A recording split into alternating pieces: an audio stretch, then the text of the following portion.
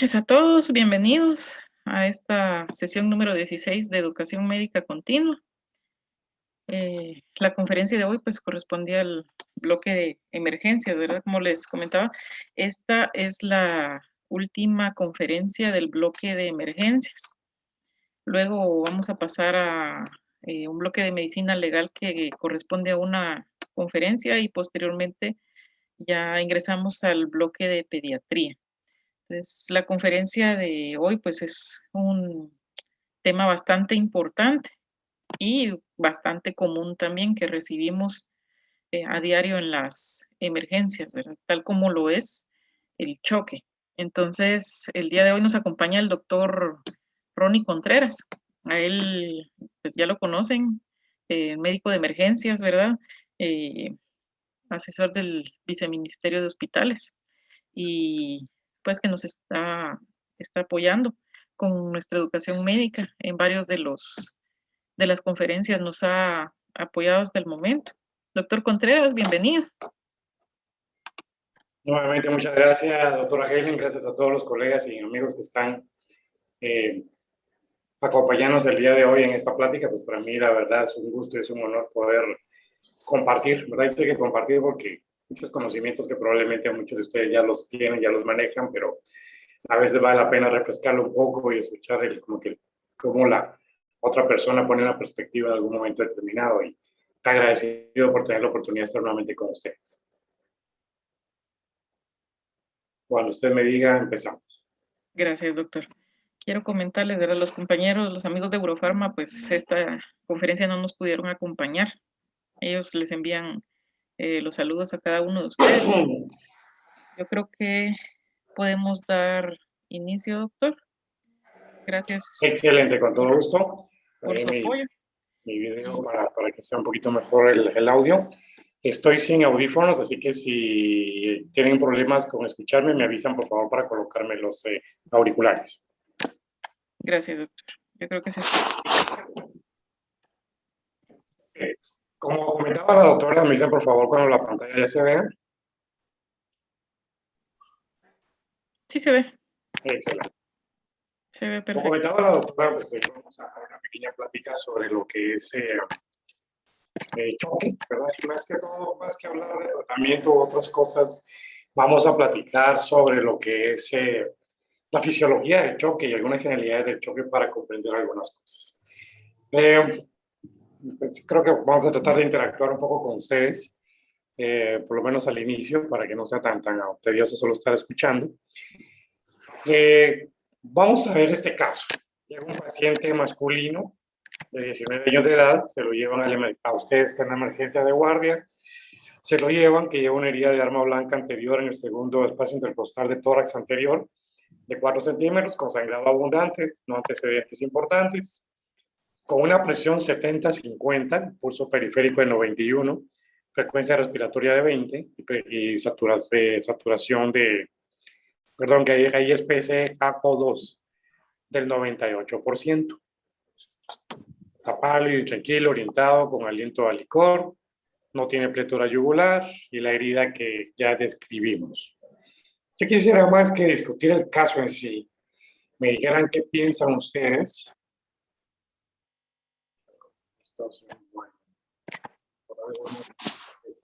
¿Qué piensan ustedes con estos datos de signos vitales?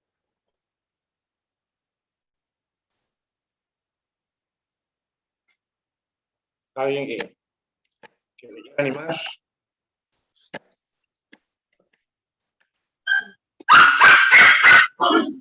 Podría tratarse de un hemotórax. Ok, excelente, doctor, gracias. ¿Alguien más?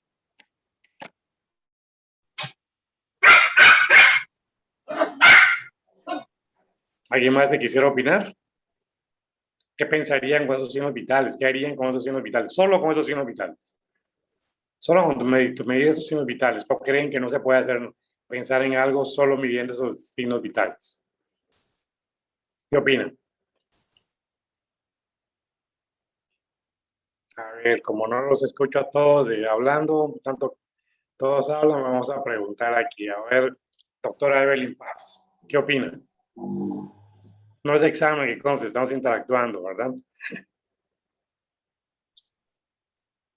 ¿No me escucha la doctora Paz? ¿El doctor Abner Huertas? Sí, buenas noches. Hola, doctor, buenas noches. Pues por la presión que está ya relativamente baja, te digo que ya está empezando en estado de choque. Excelente, muy bien. Gracias, doctor. Justamente ese era el punto muy simple que quería llegar, ¿verdad? Cuando nosotros hacemos el abordaje de un paciente en emergencia, indiferentemente de la causa, en específico, pues lo que sería por un choque de tipo hemorrágico, obviamente vamos a seguir haciendo siempre el ABCD, que ¿verdad? Siempre, el manejo de vía aérea, el manejo de respiración y el manejo de la circulación.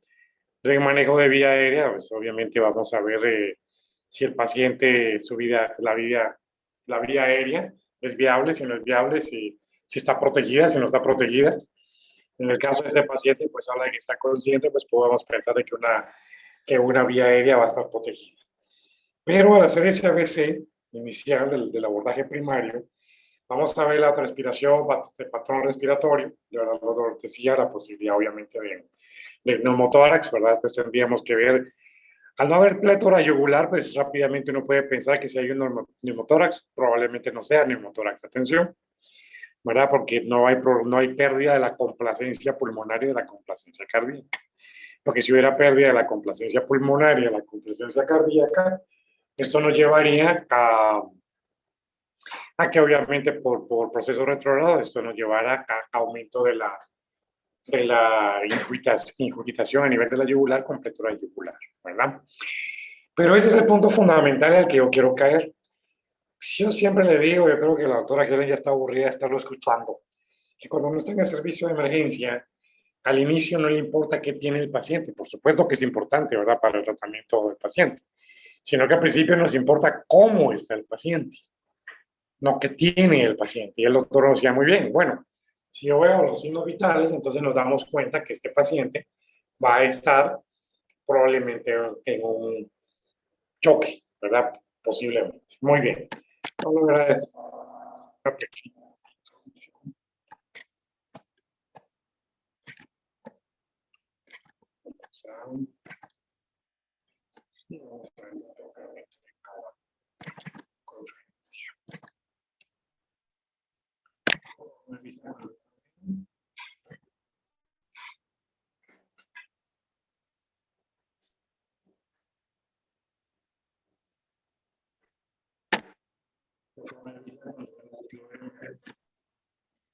Doctor Contreras, creo que no se le escucha muy bien.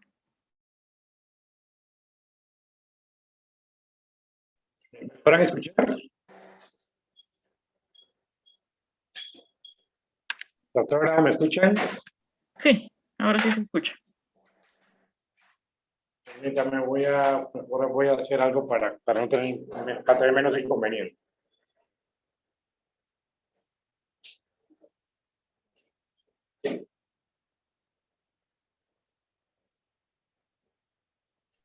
Doctor, buenas noches. Solo un comentario.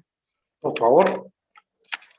Me gusta, me gusta mucho su inicio de su clase y el abordaje y el caso ilustrativo, porque ¿Sí lo escucha, doctor? que me gusta mucho el inicio de su clase y la forma de captar la atención. Y el caso que usa para ilustrar lo que vamos a ver también me parece muy interesante. Tenemos la mala costumbre de que no nos preocupamos por taponamiento cardíaco porque no está completa una tríada de Beck. Excelente. Entonces, hay que recordar que para que se complete una tríada de Beck tenemos que tener una presión venosa central o una presión yugular por arriba de 12 centímetros de agua, ¿verdad? Exacto. Entonces, sí hay un rango que no vamos a ver, pero que puede ser anormal respecto a la presión venosa central y que clínicamente nosotros no vamos a documentar. Que nosotros no veamos ingurgitación yugular no quiere decir que no se esté cocinando algo Y pues es importante hacerlo para esto porque tenemos que ir un paso adelante del deterioro, ¿verdad? También es importante que si no lo tiene, que lo vigilemos, que lo estemos vigilando. Excelente, doctor, excelente comentario. Es una parte muy importante, sobre todo con lo que usted menciona a nivel de la parte cardiopulmonar, ¿verdad? Hablo cardiopulmonar porque eso es un estacionamiento, les digo yo, ¿verdad? Se empiezan a llenar ventrículas, aurículas y esto se va a un cuerpo pulmonar en una forma retrógrada y empieza a llenar a nivel pulmonar. Entonces yo le digo como que fueran estacionamientos, ¿verdad? Se van llenando unos, se van llenando los otros. Precisamente, si nosotros no tenemos una medición, si no tenemos un catéter central, sobre todo arterial, y el problema va a empezar más de nuestro lado izquierdo, entonces definitivamente cuando clínicamente ya tengamos algo, el paciente ya va a estar deteriorado. ¿Verdad? Ese paciente, uno tiene que ir un poquito más allá primero, y yo estoy de acuerdo con usted, doctor Morales, al 100%, en el que uno tiene que tener esa... Y eso es lo que quería precisamente llamarle la atención, y gracias por su comentario. Cuando estamos en emergencia, seamos médicos de emergencia, miren, desde el momento, colegas y amigos, tengo entendido que hay personas que no son médicos, por favor me confirman. Colegas y amigos, desde el momento que ponemos un pie en el servicio de emergencia y empezamos a tratar a pacientes en emergencia, nos convertimos en un médico de emergencia. Empírico, como ustedes quieran, con experiencia, sin experiencia. Todos, sin ninguna excepción, tuvimos que aprender. Algunos saben más que otros, algunos saben más que algunos de nosotros.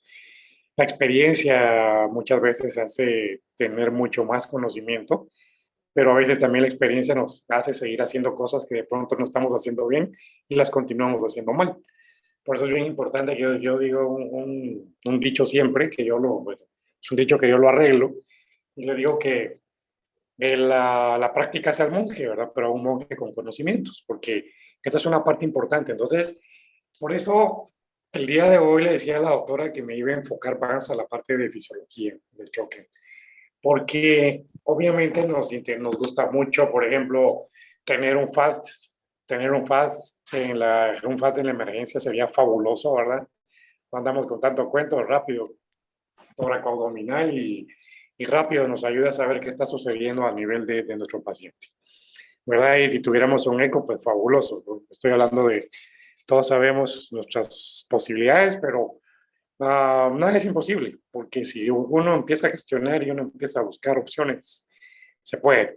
Pero el punto es ese, ¿verdad, doctor Morales? Precisamente por eso hablábamos de esa parte, porque cuando uno, máxime si no tiene apoyo diagnóstico con equipos de monitoreo, por ejemplo, ¿verdad? Ya sea monitoreo invasivo o monitoreo no invasivo, puede ser que si no nos adelantamos a las posibilidades, esta haga que cuando realmente clínicamente veamos a nuestro paciente ya tengamos algún problema. Pero yo sí insisto en algo y vuelvo al punto.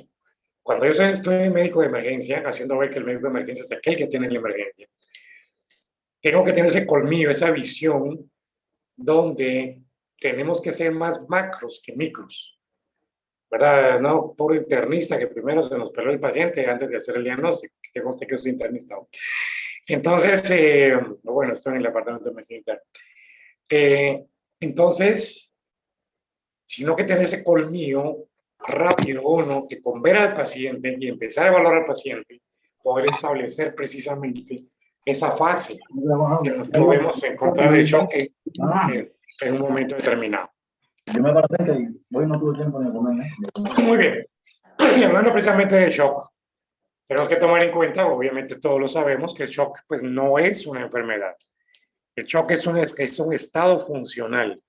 Por eso para nosotros los que hacemos medicina, indiferentemente del ámbito, paramédicos, médicos, enfermería, lo que seamos terapistas, la fisiología es una base fundamental para nosotros.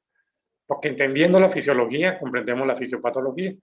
Que entendiendo la fisiología y la fisiopatología, rápidamente comprendemos el proceso en el paciente.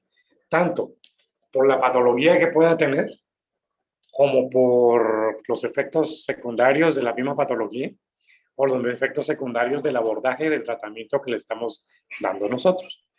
Entonces, por eso hablamos que el choque es una condición. Es una condición en este caso fisiopatológica, ¿verdad? Sabemos que nuestro cuerpo tiene homeostasia y alostasis, ambas cosas, pero en este caso nos interesa la homeostasia, donde el cuerpo busca un balance de compensación. Si nuestro cuerpo empieza con un daño, con una anoxia, nuestro cuerpo empieza a buscar cómo compensa, cómo hace para mantener ese equilibrio. ¿Cuál es el problema mayor que nosotros tenemos? Siempre digo algo. El problema mayor fisiológicamente del paciente grave siempre va a ser hipoxia. No importa la clasificación de shock que ustedes tengan, no importa los tipos de shock que vienen, todos, sin excepción, terminan en hipoxia. Terminan en la falta de perfusión a nivel celular, ¿verdad? Yo también, perdón que leyó, que hago en varias oportunidades, pero son expresiones propias, donde siempre digo, bueno, no respiramos nosotros, respiran nuestras células, ¿verdad? Todos tenemos los conceptos básicos, que las células conforman los tejidos los órganos sistemas, y los sistemas de recurso al cuerpo humano. Si el patrón celular falla, si la respiración y el metabolismo celular fallan, van a fallar nuestro cuerpo y va a fallar nuestro paciente.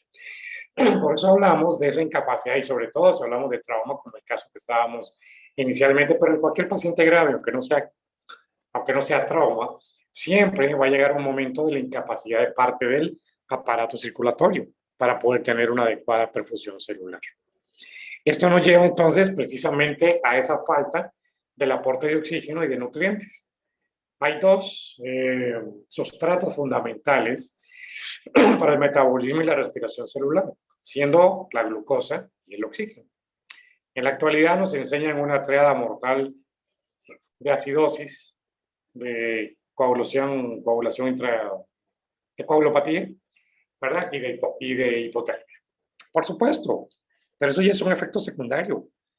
Si mi paciente, con su triada que nos enseñaron en aquellos tiempos, de hipoxia, hipoglicemia e hipotermia, nos damos cuenta que si nosotros a este paciente no tenemos problemática, o sea, como hablamos, ¿verdad? Tenemos una causa y tenemos un efecto. El efecto es la acidosis y todo el resto de problemas. Las causas, hipoxia, hipoglicemia, que nos va a dar ese tipo de procesos en este paciente. Entre ellos, lo más importante, la oxigenación. Entonces, siendo el shock un síndrome clínico, donde vamos a tener procesos que vamos a estar asociados, ¿verdad? Teniendo nuevamente el punto de base fundamental de la hipoperfusión tisular, que ocasiona ese déficit de oxígeno en diferentes órganos y sistemas, que a la larga es el que nos va a llevar al fallo y nos va a llevar al problema. Porque vamos a tener una falta de oxigenación, esto nos va a llevar a anaerobismo. Perdón que hable un poquito de la parte fisiológica y bioquímica, pero tenemos que comprender que en el momento que uno, no tenemos oxígeno y dos, no tenemos glucosa, esto nos va a conllevar que al no tener oxígeno, cuando ese ciclo de Krebs o del ácido cítrico deja de funcionar, porque no hay glucosa, porque no hay oxígeno, no hay producción de energía, donde viene el primer problema fundamental en el paciente en choque. Sabemos que algo está causando eso, por supuesto, pero ¿qué está causando? Está causando que nuestro paciente empieza a quedarse sin energía, que la célula ya no le llegue oxígeno.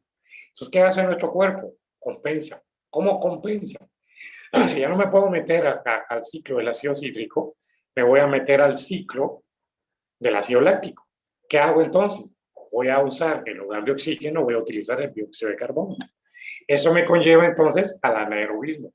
El paciente va a entrar en ese anaerobismo donde va a consumir el dióxido de carbono porque no hay oxígeno de donde tomar para el paciente. Por eso es que nos basamos en el abordaje del paciente, en el tratamiento del paciente grave, indiferentemente de la causa, que en dos soportes vitales, el soporte ventilatorio y el soporte circulatorio. ¿Verdad? El soporte ventilatorio, pues precisamente ese problema de la oxigenación que nos lleva a un anaerobismo, el cual el punto fundamental va a ser un aumento de la producción de lactato. Yo les digo como cuando vas al gimnasio el primer día y no tenés un buen entrenador y salís como robotito del gimnasio, ¿verdad? Con una producción de ácido láctico a nivel muscular, marca tarde que al día siguiente no me puedo ni levantar, ¿verdad? Y ya ni regreso al día siguiente porque ya no quiero regresar igual. Entonces, ¿qué hace eso? hay un aumento en la producción de lactato. Obviamente esto nos produce un aumento de la acidosis metabólica. Esto nos va a llevar a una situación, teniendo, si este paciente, porque es importante saber en qué fase y cómo se encuentra fisiopatológicamente mi paciente cuando llega a la emergencia.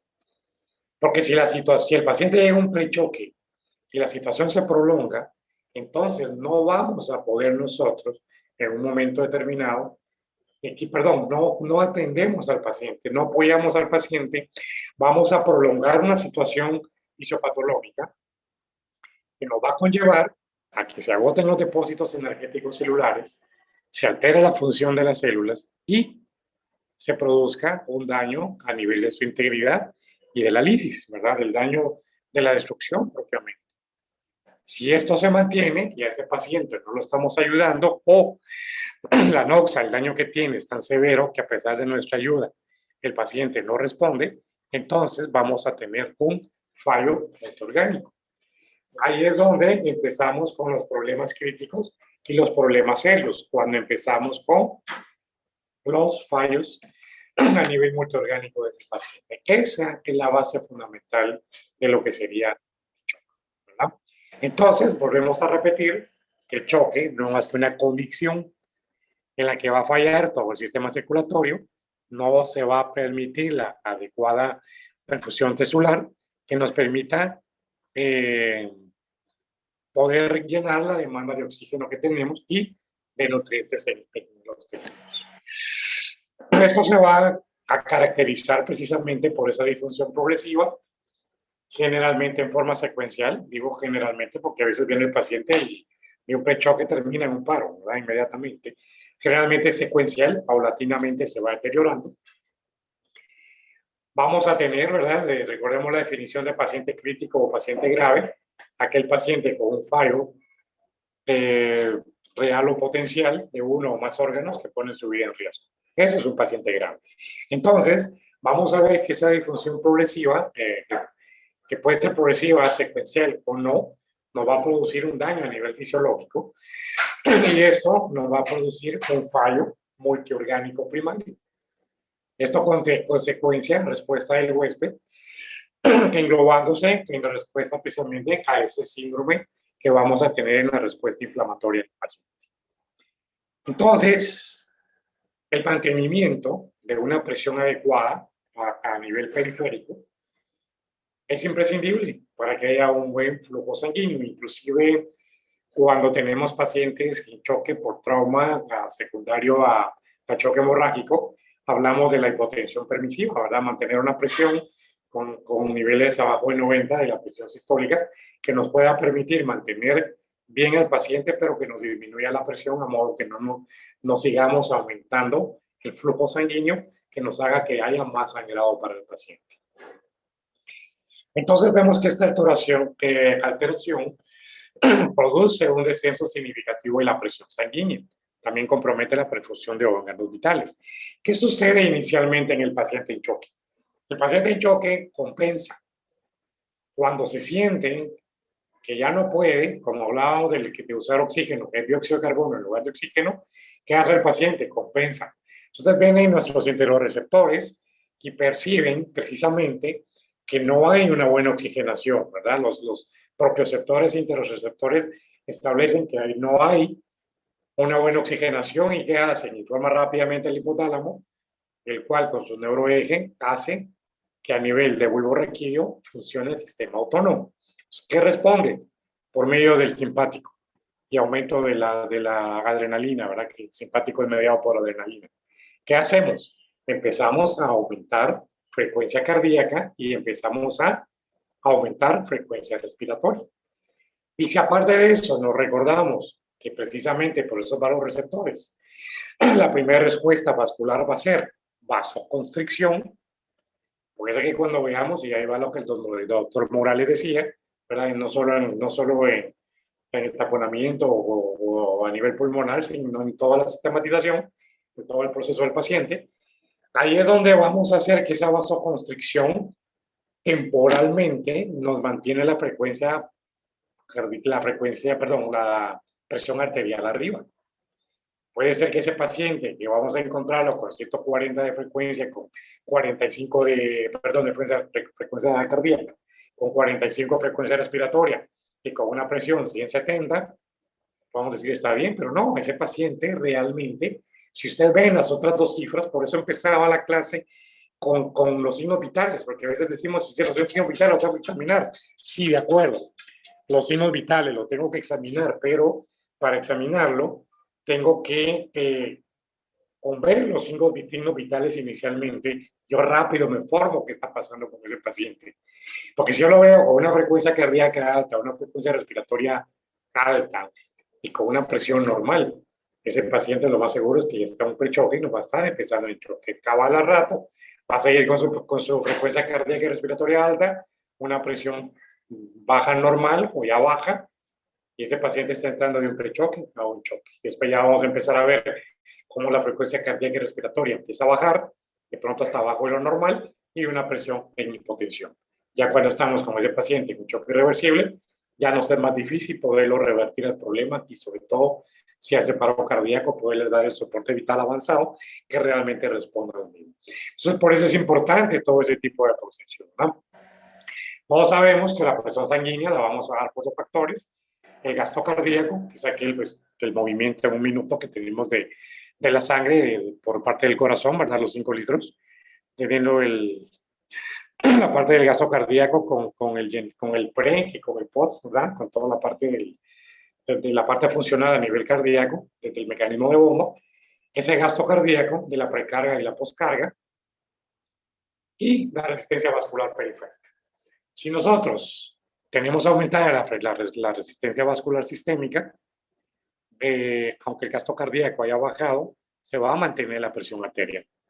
Si uno de los dos baja, pero sobre todo si los dos bajan, vamos a tener caída de la presión.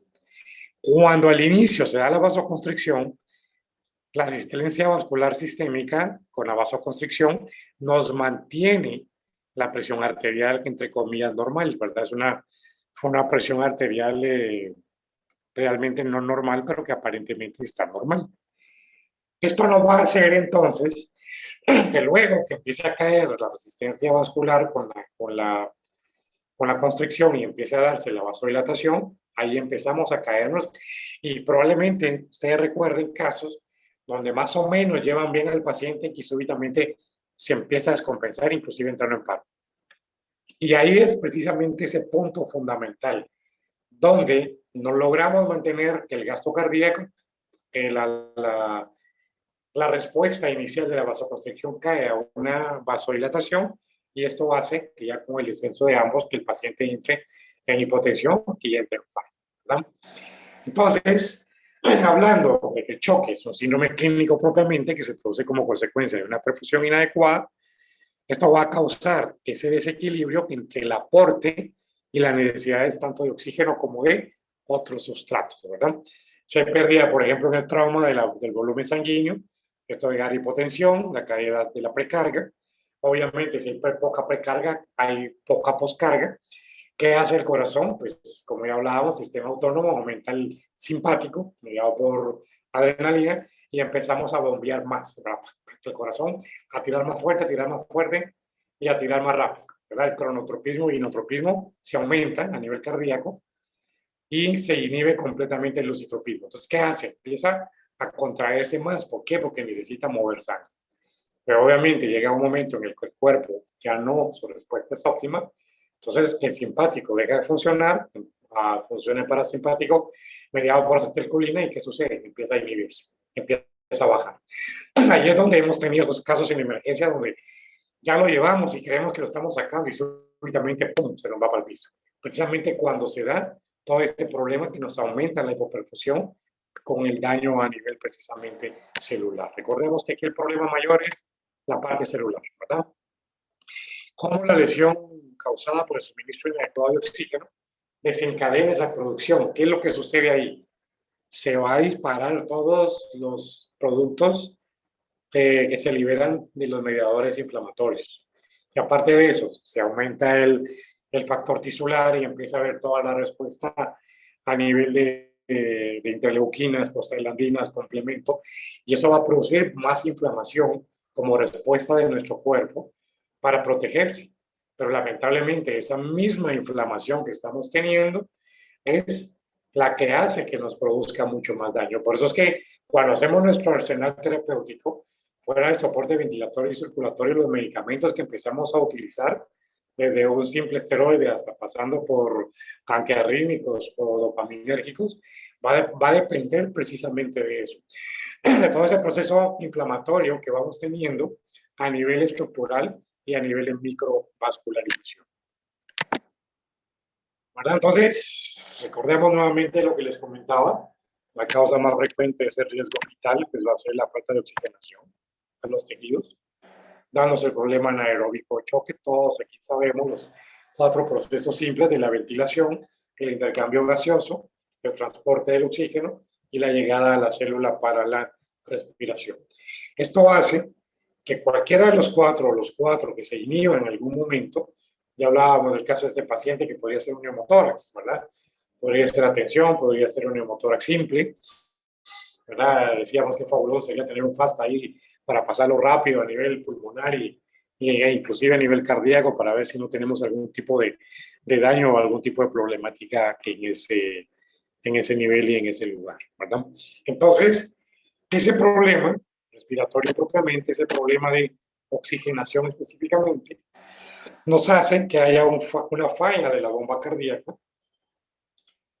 Ya vamos a entrar en esa fase de inotropismo y cronotropismo negativo, que vamos a tener un citoplasma aumentado, que va a hacer que entre el parasimpático y disminuya toda la contractibilidad a nivel, y esto produzca que nuestro corazón empiece a fallar. Esto obviamente nos va a llevar a hipotensión. La hipotensión es al disminuir líquidos, al nivel del tubo contorneado distal, se va a aumentar la hormona antidiurética. Esto va a hacer que se establezca que se disminuye la reabsorción, la eliminación, perdón, y se aumenta la reabsorción de sodio, líquidos y lo demás, y empezamos a tener a ese paciente que nos damos cuenta que dejó de orinar o disminuyó, ¿verdad? Vamos a tener problemas a nivel ya de ventrículo izquierdo. El problema es que mientras clínicamente no dañe el ventrículo derecho, no nos empezamos a dar cuenta que el paciente ya tiene un fallo. Por eso muchas veces si logramos colocar un Swan-Ganz o un catéter en cuña a nivel pulmonar, fabuloso, ¿verdad? Que eso nos permitiría poder, como nuestro monólogo decía, bueno, lo más fácil es que de pronto yo soy un buen cirujano o tengo una buena técnica para hacer acceso vascular y rápidamente voy a hacer una disección de vena y a colocar al paciente, fabuloso. Pero si yo tengo el entrenamiento para agarrar un catéter subclavio y meterlo para poder hacer la medición central a nivel de arterial propiamente, ¿verdad? A nivel de una colocación de un Swan-Ganz, pues fabuloso. Pero ya estamos hablando de un paso más adelante. ¿Qué sucede con ese paciente en los primeros minutos cuando lo tengo en la camilla del servicio de emergencia? ¿Qué estoy haciendo con él? Con el diagnóstico primero y con el tratamiento después. Por eso siempre hablo de que el diagnóstico inicial del paciente grave es que pone su vida en riesgo. Y ahí es donde nos tenemos que orientar. ¿Qué pone? Yo sé que ustedes tienen mucho conmigo. Llega el paciente y le caen encima y rápidamente, ¿verdad? Si los recursos... Perdón. Si los recursos de personal me lo permiten y yo pudiera tener mis equipos de respuesta rápida, pues mis equipos de trauma shock, pues fabuloso, ¿verdad? Pero aunque 5 estuviéramos de tour de guardia, aunque 4 estemos de guardia, aunque sea un solo equipo de trauma shock, deberíamos de tenerlo, o nuestro equipo de respuesta rápida, deberíamos de tenerlo formado para precisamente hacer rápido y temprano el diagnóstico o la impresión clínica de un paciente que se me va a descompensar o se me está descompensando y me puede entrar en paro. ¿Y cómo lo voy a abordar? Se actúa, por supuesto, la hipoperfusión arterial a nivel coronario, ¿verdad? Esto aumenta la difusión a nivel de miocardio, se aumenta la presión en cuña a nivel pulmonar. Esto ya precisamente lo platicábamos, perdón que lo cite nuevamente el doctor Morales, pero el doctor Morales decía, y precisamente ahí es donde ese cor pulmonar, ¿verdad? Donde ya sea la congestión pulmonar, donde ese pulmón ya empieza a dematizarse, a darnos problemas porque tiene un neumotórax a tensión, Ya no hay complacencia pulmonar, ya no hay expansión del pulmón. ¿Qué hace esto? Que ya no me permite expandir mi corazón, ya no va a haber complacencia a nivel cardíaco también, y esto nos va a meter en un problema, ¿verdad? Cuando ya está definitivamente establecido, está bien definida la diferencia entre el neumotórax a tensión del neumotórax simple. El neumotórax a tensión, siempre el paciente va a estar hemodinámicamente inestable. Y uno de los signos iniciales va a ser la ingurgitación o plétora yugular. Entonces les decía, se aumenta la presión en cuña pulmonar, se aumenta la congestión pulmonar, presión intrapulmonar del 2% que tenemos, ¿verdad? Normal en el paciente, empieza a fallar y empieza a disminuir, perdón, a aumentar. Este paciente me va a empezar a aumentar congestión, me va a empezar a aumentar edema pulmonar, y esto me va a hacer, obviamente, a disminuir a nivel de los alvéolos el intercambio gaseoso y la disminución del oxígeno. Por ende, esto nos va a incrementar la hipoxia, nos va a dar una falla múltiple de órganos, y esto nos va a llevar a la muerte del paciente. Si en mi conocimiento, en mi lógica, en mi visión, está eso, cuando voy a atender a un paciente con choque, rápidamente voy a poder analizar qué está sucediendo con el paciente y qué voy a hacer con él. O sea, hay pacientes que ya sabemos, automáticamente entramos y hagámosle A, B, C, D, Y, porque ya estoy acostumbrado a hacerle eso, ¿verdad? Y sé que con eso lo voy a salvar, eso es plano, ¿verdad? Entre más experiencia en el servicio de emergencia, más conmigo y con más rapidez lo hace uno. Pero si eso va lleno de la mano, con que fisiológica, fisiopatológicamente, yo tengo en mi mente, hago todo ese proceso, esa ruta crítica de lo que está pasando con mi paciente, eso me facilita poder tomar decisiones. Como les decía, indiferentemente del tipo de shock que pudiéramos tener nosotros, hipovolémico, obstructivo, cardiogénico, distributivo, la clasificación que ustedes quieran, todos, absolutamente todos, terminan en, y perdonen que voy a subrayar la presentación, pero todos terminan precisamente en esto, en una hipoxia tisular, en la falta de oxigenación, que nos va a llevar al fracaso multiorgánico, y el fracaso multiorgánico me va a llegar a la muerte de mi paciente. Eso es la película que tengo que tener establecida. ¿Por qué? Porque cuando los mecanismos endógenos y el tratamiento que le estamos implementando no logra revertir las consecuencias de la hipoperfusión, obviamente ahí nos interesa qué está produciendo el problema, ¿verdad? ¿Qué le está produciendo el daño al paciente para poderlo abordar también? La distribución de los órganos se sostiene progresivamente. Recordemos que el segundo mecanismo de respuesta después de la vasoconstricción va a ser precisamente la redistribución de flujo. Y ahí se dan que los principales sistemas involucrados en la producción de la falla va a ser la cascada inflamatoria que ya hablamos, ahí entra el sistema de coagulación y el sistema de complemento. Cuando se activa precisamente el factor tisular, va a estimular a nivel de hepático, ¿verdad? A los factores dependientes de vitamina K, 2, 5 y 7, pero especialmente el 7, para que se active junto con el calcio, ¿verdad? Para poder activar junto con la vía intrínseca, no hablar mucho de esto, que no es el tema, pero con la vía extrínseca, con el factor 12 a 11, y para llegar al factor común, el factor 10, y hacer todo el proceso para la formación del power. Esto va a ser la respuesta, porque precisamente cuando hablamos de esa discusión que tenemos entre usar poco o usar mucho líquido, o sea, salino o Harman en el paciente, con trauma sobre todo, pero versus los isotónicos versus los hipertónicos, el problema que decimos es que entre más líquido tenemos, movemos más esos coágulos que se están formando, y esto nos va a llevar a más sangrado del paciente, hablando de un paciente con trauma. Entonces, aumenta esa cascada de la coagulación, que es parte de esa respuesta a esa hipoxia, junto con la acidosis y junto con el ácido láctico, con la lactosis, y ahí es donde empieza el problema de la coagulación intravascular, ¿verdad? Que es la otra parte de la triada mortal que en estos tiempos nos enseña. Pero todo tiene que ver con algo muy importante, el sistema del complemento. Entonces, ahí es donde nos damos cuenta que en el paciente en choque tenemos que tratar con antiinflamatorios, ¿verdad? Ahí es donde se han visto si son útiles o no, dependiendo del tipo, los tipos de esteroides que podemos usar y lo demás. ¿Qué sucede entonces, fitopatológicamente? Todos los tipos de shock, como les decía, llevan al problema de la hipoxia. Esto, consecuentemente, al haber hipoxia, nos va a llevar a un problema de aerobiósis. A la anaerobiosis nos va a llevar a un problema de lactosis y de acidosis, ¿verdad? Metabólica inicialmente y metabólica y respiratoria después. Se va a empezar a reducir la energía, por ende se reduce la producción del ATP, porque ya no hay ciclo de Krebs, ya no hay producción de los 4 ATPs en cada ciclo para darle esa energía que necesita el organismo. Si se reduce el ATP, que es un sustrato fundamental para para todos los procesos que se van a realizar, ¿verdad? Dentro de la célula, inclusive los procesos bioquímicos, en los procesos alotroperóticos, ¿verdad? Y los procesos metabólicos que son dependientes de la energía.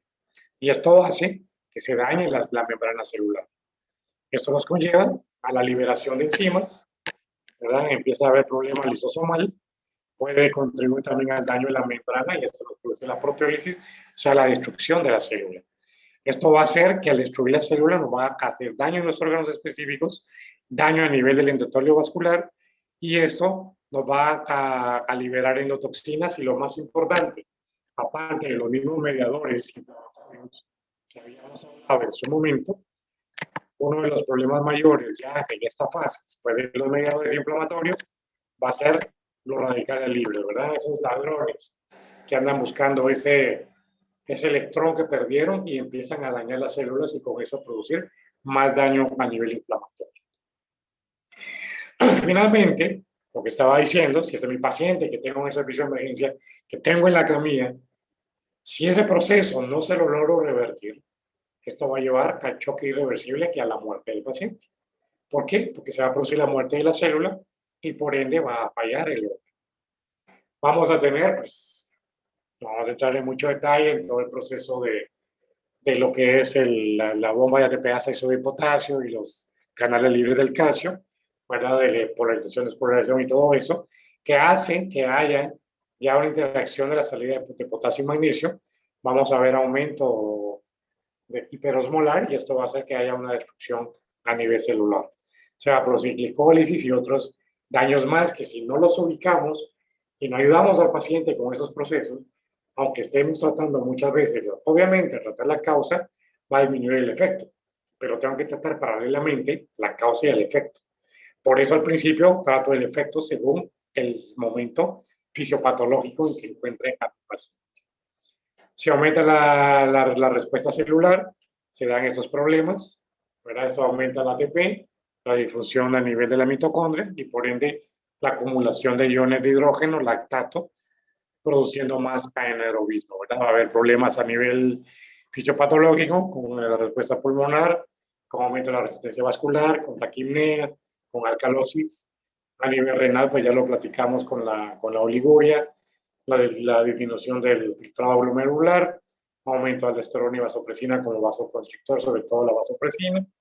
Y este síndrome clínico, que es parte de esa falta de perfusión tisular, independientemente de su causa, va a producir que ese del balance que nos puede llevar con ese daño a nivel endotelial, que aumenta la permeabilidad, que esto nos aumenta y la ley de Stalin valió, ¿verdad? Porque empezamos con edema a nivel de los órganos, en este caso los pulmones, edema pulmonar, con la vasodilatación, que es la segunda respuesta, ¿verdad? Ya empezamos con la hipercoagulabilidad y la hipofilinólisis, se aumenta la permeabilidad, el tono muscular, la microtrombosis, y el paciente entra en acidosis, lactosis y coagulación, ¿verdad? Esto nos lleva a la última parte, la última etapa de lo que vamos a ver hoy, a las 3 etapas básicas del choque. La etapa compensada, con la mala distribución del volumen vascular en la microcirculación, la descompensada en la insuficiencia de los mecanismos compensadores, cuando este paciente que estaba en una fase compensada no lo ayudamos o el tratamiento que le dimos no fue el óptimo, no respondió a él, va a entrar a esa fase descompensada. Y si no sucede lo mismo, va a entrar a esa fase y terminar lo irreversible. Entonces el daño, la acción de los vasoreceptores y los interorreceptores, sobre todo los del estiramiento vascular por presión, esto hace que se activen ambos, se generan los reflejos simpáticos, se produce vasoconstricción generalizada, las arterias se contraen, se aumenta la resistencia periférica, Eso aumenta la vasoconstricción, conlleva un aumento de la presión arterial, que esta es la fase compensada, que también se conoce como fase no progresiva. Esto conlleva que las venas y los reservorios venosos se contraigan, se mantiene el constante venoso. Hay un aumento directo del reflejo de la frecuencia cardíaca, que exageradamente en no más de 30 minutos se incrementa el gasto cardíaco, se aumenta la presión sanguínea, se baja la temperatura, y todo esto lleva al aumento de cortisol, adrenalina, glucagón y tratar de aumentar la glicemia. Ahora, ¿qué sucede?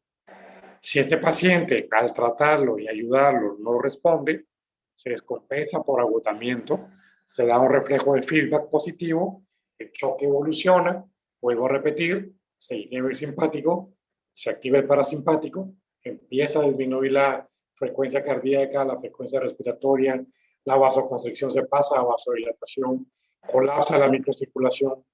Eso es lo que más nos da daño. Se va quedando estancada la sangre, ahí es donde surge el síndrome intravascular diseminado. Reitero, la triada que enseñan ahora, ¿verdad? De la coagulación y de la lactosis, pero nos damos cuenta que esa triada es efecto de que la hipoxemia. Por eso, reitero, los dos soportes dentro del soporte vital avanzado, en este caso, soporte ventilatorio y soporte circulatorio. Por supuesto, si fuera un paciente con trauma, pues hablamos que de la X al inicio del ABC, ¿verdad? Que sería el manejo de las hemorragias catastróficas, ¿verdad? Entonces decíamos, ya en esta fase empezamos a eliminar los reflejos del simpático, aumentan las sustancias a nivel tisular, aumentan las resistencias, se acumulan los desechos celulares isquémicos, esto hace que aumente la acidosis, se lleva a producir trombos y mayor disminución de la volemia, la sangre se va estancando, más disminución, más hipoxemia, más daño a nivel vascular y a nivel celular. Por último, la hipoxia celular comienza a establecerse, aumenta la permeabilidad de la célula, aumenta el trasudado y va disminuyendo. Esto hace que si no logramos que responda, sea un deterioro establecido del paciente y estemos en una fase final irreversible, vamos a tener acidosis, un lactato arriba de 4, casi compatible con la muerte, se va a hacer una excesiva glucólisis anaeróbica, desecho del ácido láctico, aumento del deterioro cardíaco sistémico, disminución del ATP que ya se venía dando desde la fase anterior, y en esta etapa ya no hay tratamiento que sirva generalmente. Se vuelve irreversible y entra un paro cardíaco que generalmente se vuelve irreversible. Más daño a nivel celular, más falta de ATP, degradación de la célula, y esto conlleva a la función mental disminuida, todos los afectos a nivel de la zona de control, ya al paciente de pronto al paciente le encontramos inconsciente, ya sabemos que ahí no nos sirve la mascarilla de regeneración parcial o total, sino que tenemos que darle con bolsa vascular, perdón, se me trabó la lengua, válvula mascarilla o el AMBU, ¿verdad? El Iron Mask Bag Unity, el AMBU. ¿Por qué? Porque el paciente ya no va a tener protección de su vía aérea. Por eso es importante el ABC para nosotros, para establecer la vía aérea, si hay permeabilidad y si hay defensa, ¿verdad? Y la B para ver el patrón respiratorio. Bueno, primero si respira o no, y segundo para ver el patrón respiratorio. Esto va a disminuir entonces todo eso, ¿verdad? Toda su zona mental, toda la parte cardiopulmonar específicamente. Este es un esquema de la pérdida de sangre, ¿verdad? Que va de grado 1 a grado 4, de 750 grado 1, de 750 a 1500 grado 2, 1500 a 2000 grado 3, y arriba de 2000 el grado 4. ¿Verdad? Y esto ya nos da alguna sintomatología que puede ser típica que podemos encontrar en este tipo de situación. Muy bien. Para terminar esta presentación, es importante tener la habilidad y destreza, pero sobre todo debemos de tener conocimiento para aplicarlas. Excelente entrenarnos en intraóseo, en colocación de tubo básico pulmonar, de descompresión cardíaca, descompresión torácica, etcétera. ¿Verdad? Que esto definitivamente son habilidades y destrezas que tenemos, que si las tenemos es fabuloso, pero tenemos que tener conocimiento para cuándo estemos, ¿verdad? Entonces podemos concluir que yo creo que ya los tengo hacia ustedes, ¿verdad? Por fin, por fin. Muy bien, solo una presentación De cierta forma se repiten algunas cosas, pero vamos a revisarlas. Dame un segundito.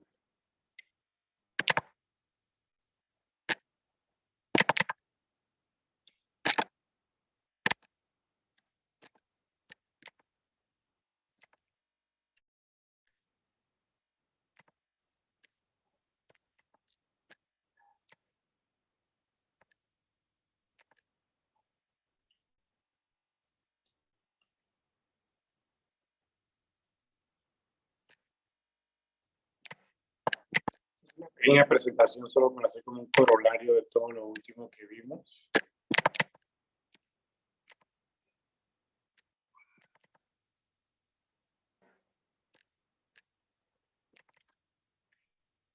Muy bien. Vimos que esto es parte de lo que vimos en lo anterior. Aquí tenemos las clasificaciones de causas de choque. Vamos a ver el mecanismo general del retorno venoso inadecuado con un choque hipovolímico y distributivo. El mecanismo específico pues, es falla de volumen intravascular y vasoplejía. Tenemos el falla de bomba cardíaca, eso nos da shock cardiogénico. Obviamente ahí tenemos problemas a nivel de disminución de carga y poscarga. Taponamiento cardíaco es un ejemplo típico. Y el shock obstructivo, ¿verdad? Que es otra parte del taponamiento cardíaco, que es la obstrucción de la descarga del ventrículo, la obstrucción ventricular. Por eso es tan importante cuando las condiciones óptimas nos permiten tener un FAST que tener un ecocardiograma en la sala de emergencia, ¿verdad? Entonces, como les decía, indiferentemente del tipo de shock, todos terminan en hipoxia. Hay formas de desequilibrios, ¿verdad? Entre los tres componentes básicos. En la fase precoz, entre el hipovolémico, cardiogénico y séptico, su fase tardía, cómo se modifica y va cambiando la frecuencia cardíaca arterial, PVC y otros volúmenes que marcamos, ¿verdad? La normalidad del sistema circulatorio, las etapas ya las vimos, compensada, descompensada, terminada y reversible. Entonces vamos en la 1, la respuesta ante la baja presión, el cuerpo realiza acciones con aumento de la frecuencia cardíaca y vasoconstricción periférica. Si esto no se da en abasto, pues se da el feedback positivo, hay un efecto sumatorio, agravante del choque, ahí viene la respuesta inflamatoria, se da la hipoxia y la glucólisis anaeróbica, se continúa, en el momento comienza la fase irreversible, donde hay liberación de enzimas, ¿verdad? Entonces el daño, acción de los receptores, se activan, se produce la respuesta, esto nos conlleva el aumento de los reflejos, se aumenta el gasto, que es la falta de compensación propiamente del choque, y el aumento del cortisol y adrenalina. Si no es posible todavía restablecer la presión sanguínea, hay otros mecanismos. Aumenta el mecanismo donde vamos a aumentar la formación de angiotensina y vasopresina, ¿verdad? El primero y el segundo vasoconstrictor más grande, que contrae las arteriolas, hay aumento de la vasopresina que contrae vasos periféricos, mayor absorción de agua, se aumenta la reabsorción y se disminuye la eliminación. Esto hace que la presión diastólica llegue a caer a menos de 50. Se genera respuesta isquémica a nivel del sistema nervioso central. Se da toda la isquemia con toda la pérdida de la polaridad y la filtración glomerular se disminuye con la oliguria, se descompensa, se colapsa, la sangre se queda estancada, las sustancias tisulares se aumentan, se acumulan desechos y esto hace la mayor disminución que en esa fase 2 o progresiva que ya revisamos. Por la isquemia se aumenta la histamina, las partes de enzimas tisulares, se produce un aumento de la cirrosis, el desecho de ácido láctico, se aumenta el deterioro cardíaco y sistémico, la disminución de la hemoglobina, que nos conlleva el aumento del deterioro celular, la destrucción de la célula aquí, con esto el daño a nivel general, ¿verdad? Cambio a nivel arteriolar, dependiendo del nivel en que nos encontramos. Y eso es una como revisión final de lo que habíamos visto en la parte final. Muy bien, yo espero que les traía el día de hoy. Espero sea de utilidad y poder apoyar con eso a sus conocimientos y a su visión en la parte del abordaje de emergencia, recordando que en el servicio de emergencia ese colmillo nos tiene que enseñar que al paciente tengo que ver que pone su vida en riesgo y eso es lo que la tengo que abordar inicialmente. Por supuesto, tengo que saber después qué es lo que lo está ocasionando para concomitantemente poder abordar tanto el efecto como la causa. Pero si al inicio ese paciente no establezco en qué fase de choque está, este paciente se va a deteriorar más y esto va a hacer que probablemente a pesar de los esfuerzos el paciente no sobrevive. Yo les agradezco nuevamente y muchas gracias. No sé si comentarios o preguntas. Gracias, doctora Helen. Muchas gracias, doctor Contreras. La verdad que sí, verdad, un tema importantísimo y pues que recibimos seguido este tipo de pacientes, ¿verdad? Si alguno de los colegas tuviera algún comentario o alguna interrogante que realizarle al doctor Contreras, puede hacerlo, tiene el micrófono disponible o puede anotarlo, ¿verdad? También en el chat de la sesión para poder leer los comentarios. Sí, es importante, ¿verdad? La doctora Reyes nos escribía por ahí que sí necesitamos, pues, contar siempre con equipo para vía intraósea y pues aminas vasoactivas. Importantísimo, ¿verdad? Que esto esté disponible. Efectivamente, la parte del intraóseo es muy importante. Si lo podemos tener a la mano, eso es fundamental. No es lo prioritario, ¿no? Pero sí es fundamental. Porque obviamente siempre, aunque tengamos el acceso intraóseo, aunque contemos con la ACO o contemos con la VIG o con cualquier otra herramienta de los intraóseos, siempre va a ser la segunda opción, ¿verdad? Siempre mi primera opción va a ser el acceso venoso. Pero, como seguramente le llegan a ustedes muchos pacientes ya colapsados, ahí es donde nos metemos el problema. Y la verdad es que la disección de vena no debería ser una opción en el servicio de emergencia. Claro, yo sé que se utiliza porque no tenemos otra opción y hay gente muy hábil que en un par de minutos ya colocó una disección de vena, ¿verdad? Si los que lo éramos meros manetos, a veces en 5 minutos ya lo habíamos puesto, la gente hábil obviamente la pone rápidamente. Y la otra es esa capacitación que se puede tener en el uso de SONGANS, ¿verdad? Para poder accesar el acceso vascular central, poderlo realizar en una forma más rápida en un momento determinado, ¿verdad? Entonces, sí son opciones que deberían irse tomando en cuenta, como la doctora dice, las priorizando según la casuística de ustedes y según los recursos, ¿verdad? No es porque esté presente, doctora, pero creo que tenemos esa fortaleza de estar ustedes por ahí que creo que tienen otra visión y otra mentalidad. Yo siempre he dicho algo en la parte pública, yo sé la calidad en cómo se mantienen los hospitales, y no porque esté ahora en hospitales, sino porque mucho atrás yo fui en 2 oportunidades coordinador nacional de desastres, de gestión de riesgos del Ministerio de Salud, precisamente me tocó atender, me refiero como persona que dirigía, obviamente pues, en un gran equipo de trabajo, las respuestas al Michi y al Stan, ¿verdad? Por ejemplo. Pero sí es muy importante que nosotros podamos establecer, ¿verdad? Esas prioridades. Eso yo siempre he dicho, muchas veces no es falta de recursos, es falta de buenos gestores, ¿verdad? La gestión local es una parte importante, con los pocos o muchos recursos que uno cuente. Claro, no es lo mismo planificar con recursos que planificar sin recursos, eso nadie lo discute. Pero esa es la belleza de la planificación estratégica, ¿verdad? Que inclusive cada problema evidenciado lo puedo convertir en un proyecto. Y con ese proyecto bien establecido y bien hecho, me puedo acercar a alguna institución internacional que me pueda dar apoyo. Y si en algo apoyan, júrenlo, que es para emergencias y desastres. Hablemos de Japón, de Israel, de Unión Europea. Si algo apoyan es para fortalecer emergencias y desastres. Entonces, con gusto, yo los apoyo, doctora. Yo les comento, colegas, pues mi apoyo realmente no es directamente que yo venga del despacho de ayudar, sino que es una forma personal con la doctora y verdad, y coyunturalmente pues yo estoy en el ministerio, pues precisamente me contrataron para poder implementar el sistema de urgencias médicas nacional, tanto de la red hospitalaria de emergencias como de la coordinación con la parte hospitalaria. Y la idea es realmente tener ese apoyo en los hospitales que realmente lleguen a una central específica de informática electrónica, los datos realmente lleguen, que realmente se muevan, que realmente hayan estadísticas, una buena obtención de datos, que permita mantener eso, porque eso ayuda a tomar decisiones gerenciales y epidemiológicas. Poder tener esa, ¿cómo se llama? Pues no viene la palabra ahorita en la parte médica, de mantener la evaluación de estadísticas, de mantener propiamente la auditoría médica, no se me venía el problema del punto. Y cuando hablo de auditoría médica no me refiero a de ver la calidad de nuestros problemas, que sabemos que es buena, sino a que ver los procesos, ver qué está sucediendo con el paciente, qué tipo de paciente tenemos, porque eso nos lleva también a poder ser más eficientes en los recursos.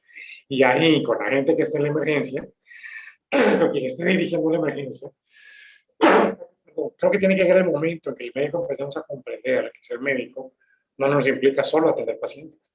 Nos tiene que, sobre todo si estoy a cargo de un servicio, nos tiene que tener esa visión integral que nos permita ver qué hago con mi servicio, cómo apoyo a mi servicio, que le voy a exigir a mis autoridades, pero que también voy a ver qué hago para que ese servicio mejore. ¿Verdad? Perdón que no es del tema, pero creo que yo hay algo que le llamo vulnerabilidad funcional estructural. Puede que nosotros tenemos, sin ninguna discusión, excelente talento humano, excelentes trabajadores, excelente recurso humano. Pero si este recurso humano no tiene los recursos y un ambiente estructural funcional óptimo para que se desarrollen, eso nos vuelve ineficientes e ineficaces. O sea, lo que estoy hablando sí tiene que ver con el paciente del choque manejado. Porque eso también depende de que mis recursos estén bien orientados. Por eso yo hablo de que a veces no es la falta de recursos, sino que la falta de una buena gestión, ¿verdad? Que de buenos gestores. Mi comentario, si alguien tenía una pregunta más, si me comprendieron todo, no me entendieron nada, ¿verdad? Entonces, ¿alguna pregunta, algún comentario? Gracias, doctor Contreras. Sí, definitivamente, ¿verdad? El trabajo de lo que es la gestión en las diferentes Niveles. niveles, en las diferentes partes, es algo muy importante, ¿verdad? Y sí, pues se han ido gestionando varias cosas que de repente van avanzando ahí bastante lento. Pero, El doctor Morales ha sido parte pues, de ver este esfuerzo, ¿verdad? Que poco a poco se van dando las cosas, pero gracias a Dios vamos ahí avanzando, creo yo, poco a poco en el hospital. El yo le doctor insisto y Huertas ajá, nos tenía una pregunta, doctor. Él nos pregunta que si a un paciente que presente signos de choque o prechoque, aunque tenga una saturación de oxígeno arriba del 95%, ¿siempre le debemos administrar oxígeno? buena pregunta. La pregunta es muy buena y qué bueno que la hizo, que no toque la temática, ¿verdad? Debemos, obviamente, que basarnos en la parte de la saturación. Desde el invento del oxímetro, pues obviamente a este paciente grave, si la posibilidad de recursos me lo permite, poder hacer gases arteriales, fabuloso. Pero para mientras, tengo esa herramienta que ahora es tan simple, ¿ves? Que la puedes comprar ya, hasta bajaron tanto que hasta en 200 quetzales y lo cargas en tu bolsillo y es tan útil realmente. Nos orienta a ver cómo está la oxigenación del paciente. Pero recordemos que nos mide, por medio de su luz infrarroja, cómo está a nivel periférico. Puede ser que el paciente todavía esté saturando normal, pero que ya tengamos deficiencia en el intercambio gaseoso. Ahí tenemos que aplicar el criterio individual. En forma general, yo le diría, si yo tengo un paciente saturado al 95%, pero ese paciente yo lo veo clínicamente que está deteriorado, personalmente yo no voy a creer en ese 95%. ¿Verdad? Entonces, sí, yo le entraría a este paciente con el soporte ventilatorio también, en un momento determinado.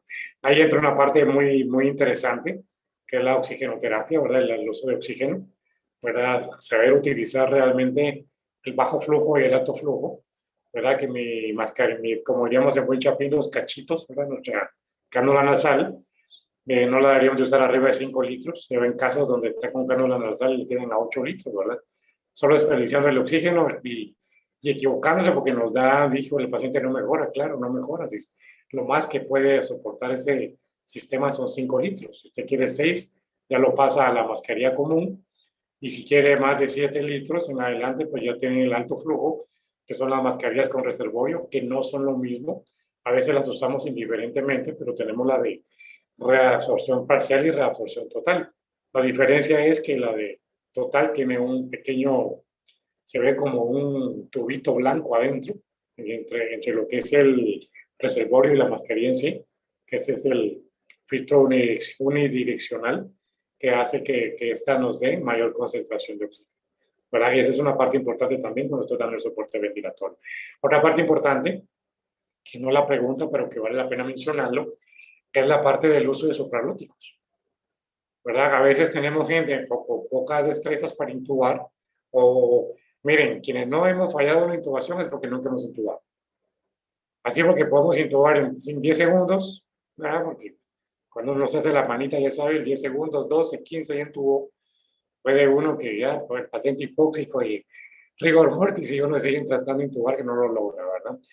Aquí hay pacientes con intubación dificultosa, ¿verdad? Donde los supralóticos son de un excelente uso. No tenemos mucha la costumbre, los médicos, de utilizar supralóticos, pero es una buena opción barata para tenerlo en la emergencia también. No necesitamos tener el laringoscopio para poder hacerlo. Y muchas veces los mismos supralóticos nos pueden servir de guía para poder colocar el tubo endotraqueal final, ¿verdad? Entonces, eso sería otra parte importante, ¿verdad, doctor? Entonces, a la respuesta, pues yo diría, si el paciente en general está en malas condiciones, sí le colocaría oxígeno definitivamente. Porque algo tiene que estar malo, que el paciente esté en malas condiciones y está saturando 95. ¿Verdad? Ahí es donde uno ya, ese colmillo le tiene que decir, yo no puedo creer en ese 95%. Gracias, Carlos. Gracias, doctor. ¿Alguien que tenga alguna otra interrogante o algún comentario para el doctor Contreras? Les voy a trasladar mientras en el chat el enlace para que puedan inscribirse. La palabra clave que vamos a utilizar esta semana va a ser choque.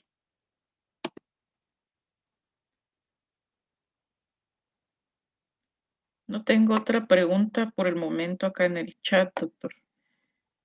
Excelente. Entonces, yo agradezco su atención, espero haber aportado a sus conocimientos y a su toma de decisiones, sobre todo con los pacientes graves en emergencia. Nuevamente reitero la amabilidad y de la invitación.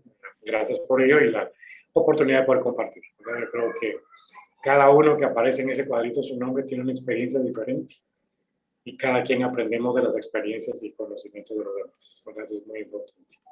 Muchas gracias nuevamente. Buenas noches a todos y todas. Gracias, doctor.